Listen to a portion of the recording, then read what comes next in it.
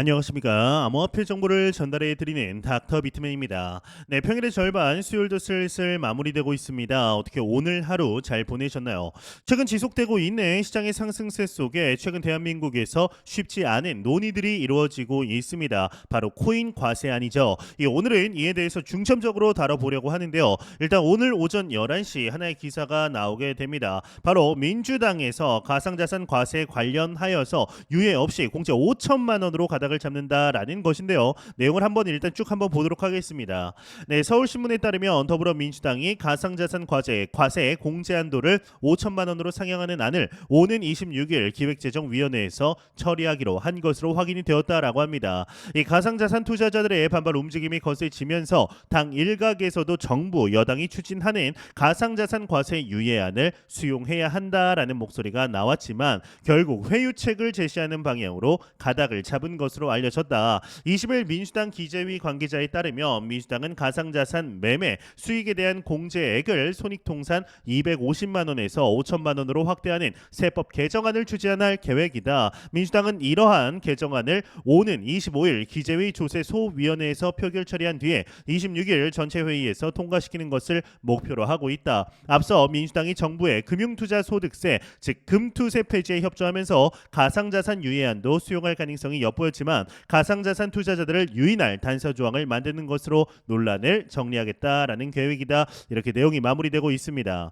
네, 현재 민주당의 이번 과세 방안이 무엇이 문제인지 이제 6가지에 대한 근거를 들어보려고 합니다. 일단 첫 번째로는 이 최근 미국 트럼프 당선과 이제 변화하는 거시경제 환경입니다. 이 미국 트럼프 대통령의 당선 이후에 글로벌 경제 환경이 암호화폐와 같은 혁신 자산에 점점 더 우호적으로 바뀌고 있습니다. 트럼프는 암호화폐를 전략적 자산으로 간주하면서 미국은 규제 완화와 함께 암호화폐 시장 활성화를 적극적으로 추진하고 있는데요. 이러한 상황에서 한국이 암호화폐 과세를 강화하려는 움직임은 글로벌 트렌드와 정반대의 방향으로 가고 있는 셈입니다. 일단 두 번째로는 공제 한도 상향이 근본적인 해결책이 아니다라는 겁니다. 이 더불어민주당이 제시한 공제 한도 상향안은 투자자들을 달래려는 회유책에 불과합니다. 기존 공제 한도 250만 원에서 5천만 원으로 상향하는 방안이 제시되었지만 이는 단기적인 대응일 뿐 암호화폐 시장의 장기적 발전을 저해하는 근본적인 문제를 해결하지 못합니다. 이 과세 기준 자체를 재검토하지 않는 한 투자 심리는 계속해서 위축될 겁니다. 세 번째로는 암호화폐 과세 강화는 이 시장 성장에 치명적이라는 겁니다. 암호화폐는 단순한 투자 상품이 아니라 블록체인 기술 발전과 금융 혁신의 중심에 있는 자산입니다. 한국이 과세를 강화하면 국내 투자자들은 해외로 빠져나가고 암호화폐 시장의 혁신은 정체될 겁니다. 결국 이는 국가 경쟁력 약화를 시키는 결과로 이어질 수가 있습니다. 네 번째로는 해외 시장과의 경쟁에서 뒤처질 우려입니다. 이 미국과 유럽을 포함한 주요 선진국들은 암호화폐 시장을 새로운 성장 동력으로 보고 규제를 완화하거나 명확한 가이드라인을 제시하고 있습니다. 반면 한국은 과세를 강화하고 불명확한 규제를 고수하면서 글로벌 시장에서의 경쟁력을 잃어버릴 위험에 처해 있습니다. 네 번째로는 이제 투자자의 신뢰 상실과 시장 위축입니다. 다섯 번째죠. 이번 과세 법안은 암호화폐 투자자들에게 정부는 시장의 가능성을 이해하지 못하고 있다라는 메시지를 전달하는 것과 다름이 없습니다. 투자자들은 신뢰를 잃고 더 이상 국내 시장에 참여하지 않으려 할 겁니다. 이는 결국 시장의 유동성을 감소시키고 혁신 기업들의 국내 활동을 저해하는 악순환으로 이어질 겁니다. 마지막 여섯 번째로는 정책 방향 전환의 필요성입니다. 이 정부와 여당은 암호화폐 시장의 특성을 제대로 이해하고 투자자를 억압하는 과세 정책이 아닌 시장을 육성할 수 있는 방안을 모색해야 합니다. 이 과세 유예안과 명확한 규제 체계 마련이 선행되지 않는다라면 이 한국은 암호화폐 혁신의 중심에서 멀어질 수밖에 없습니다. 결론적으로 암호화폐 시장은 단순한 투자 수단을 넘어 이 블록체인 기술과 디지털 금융 혁신의 핵심이죠. 과세 강화는 단기적인 재정 확보에는 기여할 수 있겠지만 장기적으로는 한국 경제의 혁신과 성장을 저해하는 결정이 될 겁니다. 지금이야말로 정부가 암호화폐 시장의 중요성을 재평가하고 글로벌 흐름에 맞는 정책을 수립해야 할 때다라는 생각을 하는데요.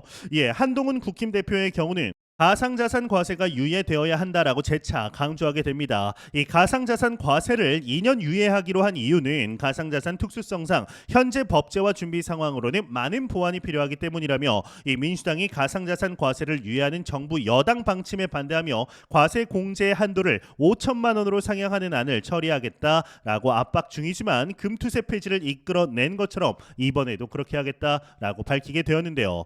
이에 과세 청원 관련 링크 2개를 영상 설명란에 남겨놓겠습니다. 이 댓글창에 남겨놓으면은 계속해서 이 청원 링크가 사라진다고 하는데요. 일단 첫 번째로는 국회 청원입니다. 이제 현재 3만 5천 명, 4만 명이 넘었네요. 4만 명 이상 이제 성원 갑자기 말이 생각이 안 나네요. 서명을 이제 하신 거를 확인할 수가 있고, 두 번째 링크는 민주당 청원 링크입니다. 이 크립토 투자자 한 명 한 명이 힘을 보태 주어야 이 대한민국의 디지털 산업을 올바른 방향으로 옮길 수가 있습니다. 미 대선에서 크립토 유권자들의 힘이 디지털 자산 시장을 더 이상 무시할 수 없는 섹터로 만든 것과 같이, 이 대한민국에서도 절대로 무시할 만한 섹터가 아니라는 걸 우리가 보여주어야겠죠. 과연 우리 한 명 한 명의 힘이 코인 과세 유예라는 업적을 이룰 수 있게 될 것인지 한번 같이 지켜보도록 하시죠. 마지막으로 멤버십에 가입해 주신 김종신님 너무나 감사드립니다. 닭비 치킨의 소맥 가자로 가입을 해 주셨는데, 오늘 저녁 치킨의 소맥 잘 먹겠습니다. 현재 멤버십 관련 콘텐츠가 없는데도 가입을 해 주신 건 제 콘텐츠가 마음에 들었고, 앞으로도 잘 만들어 달라라는 후원의 개념이겠죠. 더욱더 도움이 되는 영상으로 찾아뵙도록 하겠습니다. 제가 준비해온 소식은 여기까지입니다. 영상이 도움이 되셨다면 구독과 좋아요, 그리고 광고 한 편만 처음부터 끝까지 시청 부탁드립니다. 이 채널은 오직 광고 수익으로 운영이 되게 됩니다.